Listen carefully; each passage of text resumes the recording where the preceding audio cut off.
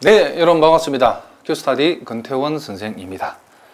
자, 오늘부터 우리가 또 공부할 주제는 수열의 수렴에 대해서 해석학에서 이 수열에 관한 내용들이 많은 양을 차지하고 있는데, 자, 오늘은 이제 그 수열의 수렴의 정의부터 우리가 차근차근 한번 살펴보도록 하겠습니다.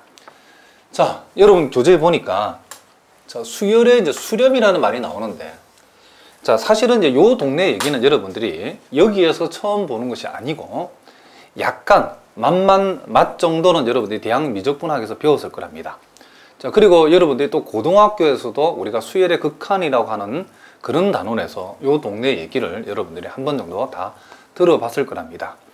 자, 그러나 여러분들이 대학 미적분학이 조금 약한 학생들은 이미 고려해가지고 대학 미적분학에서 여러분들이 요 부분을 조금 소홀히 했다 하더라도 선생님이 자세하게 아주 기본적인 내용부터 자세하게 설명을 하도록 할 테니까, 물론 아주 쉬운 내용부터 또 여러분들이 상당한 수준의 그런 중요한 내용까지 선생님이 다 설명할 예정인데, 여러분의 강의를 차근차근 잘 따라오시면 수강하시면 여러분 충분히 알아들을 수 할 테니까 여러분들 선생님 강의에 집중을 하시기 바랍니다.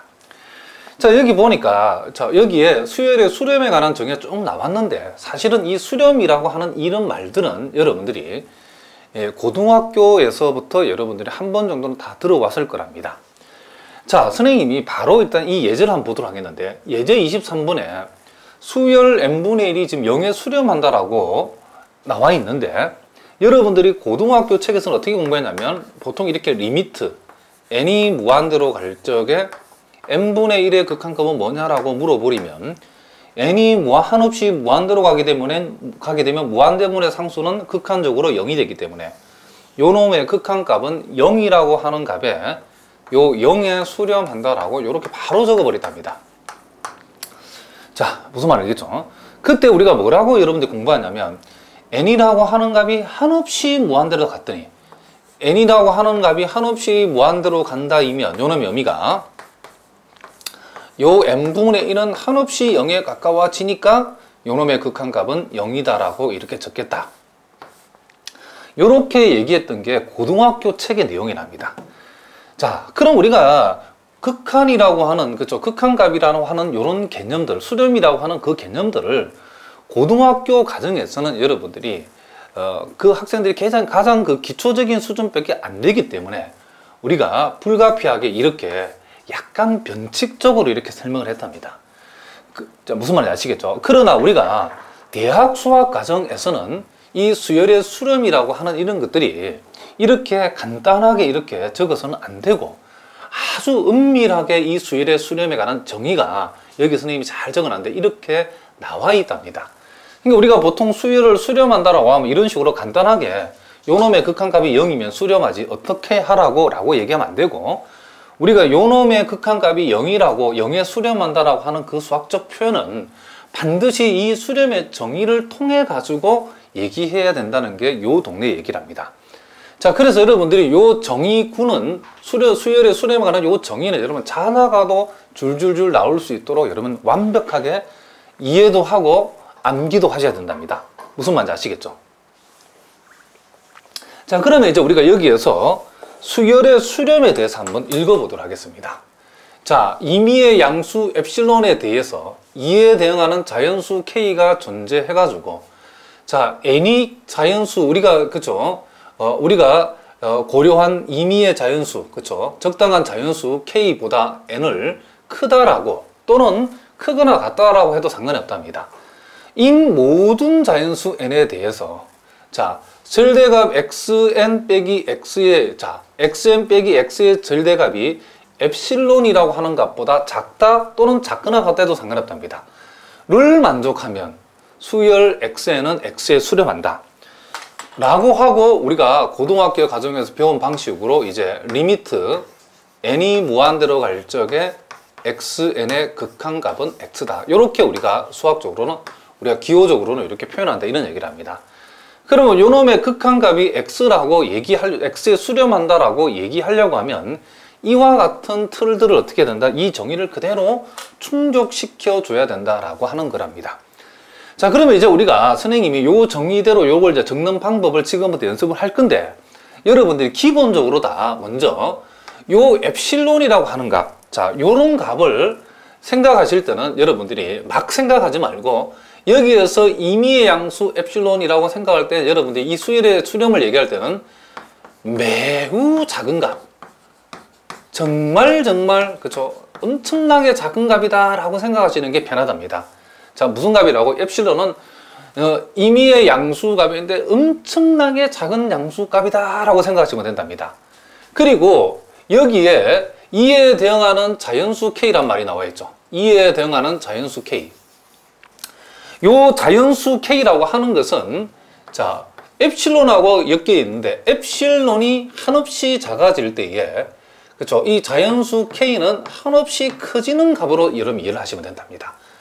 자, 엡실론 값이 매우 작은 양수 엡실론과 그놈하고 함수 관계에 있는, 그놈에 대응하는 자연수 K, 엡실론이 한없이 작아질 때 K는 한없이 커진다라고 이해를 해버리면 된다, 이런 얘기를 합니다.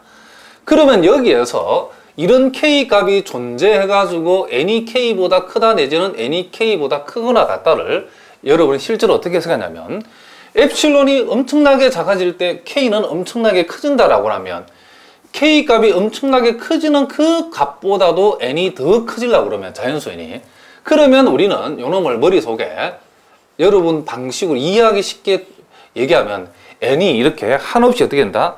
무한대로 간다.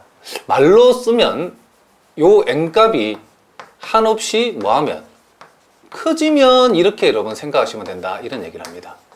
자, 어떻다고? n이 한없이 커지면, 그러니까 요 k가 엄청나게 커지면 n도 그놈보다 더 커야 되니까 n도 한없이 커지면, 그런 얘기죠.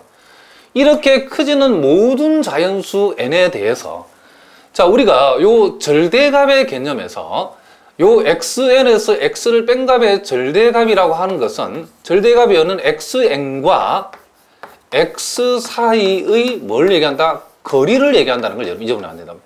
자, 뭐라고요? 절대값 xn 빼기 x라고 하는 것은 요놈하고 요놈 사이에 우리가 수학적으로는 거리를 얘기한답니다. 그런데 요 xn하고 x의 거리가 요 엡실론, 엄청나게 작아지는 요 양수값보다도 작아지기 위해서는 요 거리가, 그쵸, 거리가, 그쵸, 한없이 가까워진다, 이런 의미죠. 그쵸? 그러니까 xn이, 자, 여기까지 고려하면, 자, 요 절대값 xn 빼기 x라고 하는 것은 x와 xn 사이의 거리인데, 그 거리가 엡실론보다 작다, 엄청나게 그 거리가 작아지면 결국 xn은 거의 x에 거의 붙어버리죠. 그쵸? 이렇게 된다는 까지를 만족하면 결국 수열 x에는 x에 우리는 뭐한다? 수렴한다라고 얘기하겠다, 이런 얘기를 합니다.